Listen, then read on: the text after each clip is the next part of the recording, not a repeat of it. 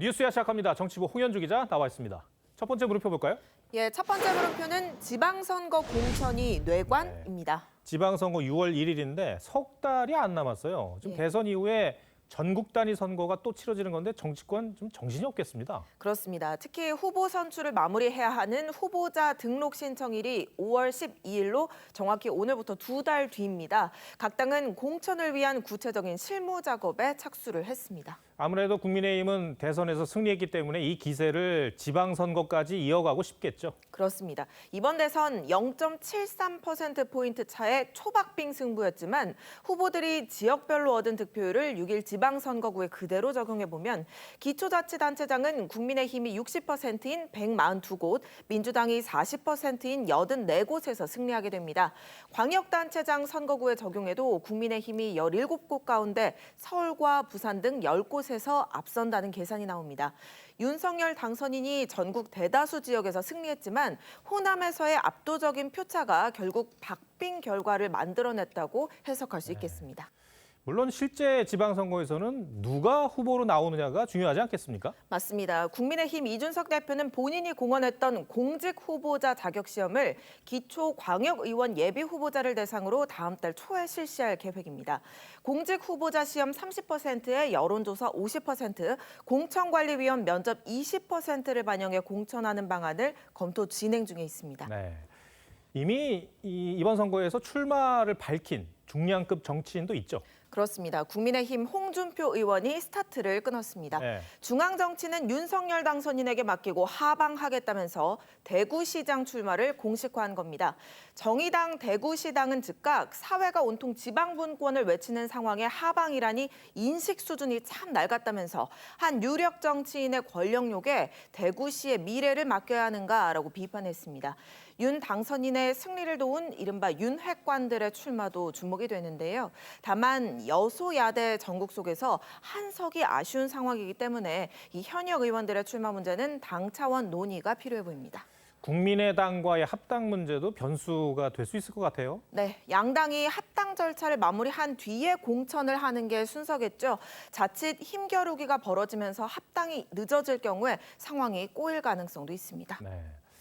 민주당은 이번 선거에서 졌습니다만 대선에서 민주당은 지방선거 관련된 분위기는 어떻습니까? 네, 민주당 다음 주부터 비대위 체제가 가동이 되는데요. 늦어도 다음 달 말까지는 공천을 마무리한다는 계획입니다. 윤호중 비대위원장이 강성 친문인데다 이번 대선의 패배가 이들의 내로남불이라는 지적도 큰 상황이라 이 공천 과정에서 계파 갈등이 불거질 가능성 있습니다. 네.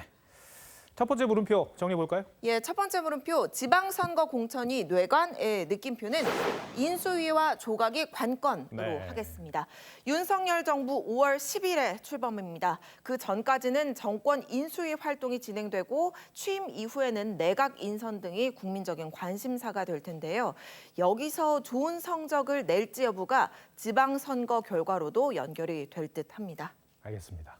두 번째 물음표는 뭡니까? 예, 두 번째 물음표는 미국 대사가 한일 관계를 언급한 이유입니다.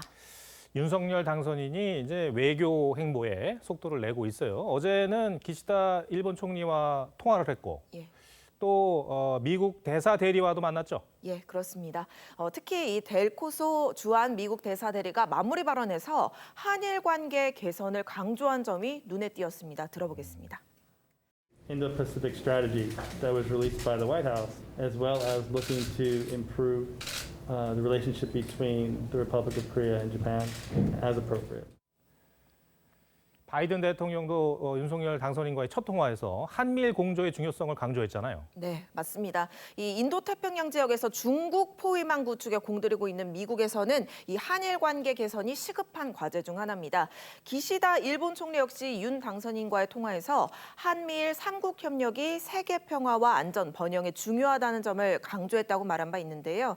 이 또 두 사람은 빠른 시일 내에 만나자는 약속도 했는데 2019년 12월 이후에 2년 넘게 이뤄지지 않은 한일 정상회담 추진의 뜻을 모은 겁니다. 그러니까 북한발 안보 위기가 가중되는 상황에서 한미일 정상이 삼국 협력에 대한 공감대를 형성한 것으로 정리해 볼 수가 있겠습니다. 사실 문재인 정부에서 한일 관계가 정말 최악으로 치달았다는 평가가 있는 게 네. 사실이잖아요. 예, 그렇습니다. 문재인 대통령 후보 때부터 이미 한일 위안부 합의 파기를 공약으로 내세웠고요. 강제징용 배상 판결과 일본의 수출 규제 보복은 한국 내 일제 불매 운동으로까지 이어졌습니다.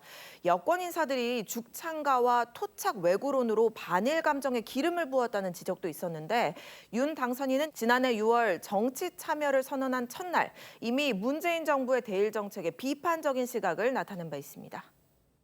회복이 불가능할 정도까지 지금 관계가 아주 망가졌습니다. 그 이념 편향적인 죽창가를 부르다가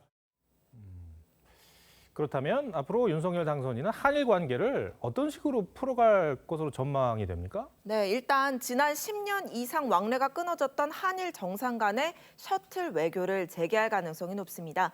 윤 당선인은 후보자 시절에 이 수출 규제 등 문제와 과거사 문제를 일괄 타결하는 그랜드 바겐을 주장하기도 했는데요. 하지만 일본 정부는 사도광산의 유네스코 세계유산 등재 추진을 한국의 정권 교체와 무관하게 그대로 추진하겠다고 밝힌 만큼 이 관계 재설정에 과연 성공할 수 있을지 신중한 태도로 지켜봐야겠습니다. 알겠습니다.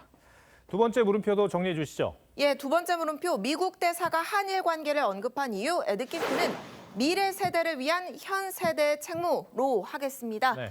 이 말은요, 문재인 대통령이 지난주 마지막 3.1절 기념사에서 한일 양국의 협력을 강조하면서 한 말입니다.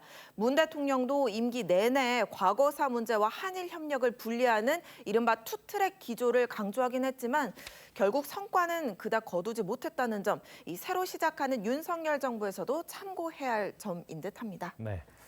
홍현주 기자 오늘 설명 잘 들었습니다. 예.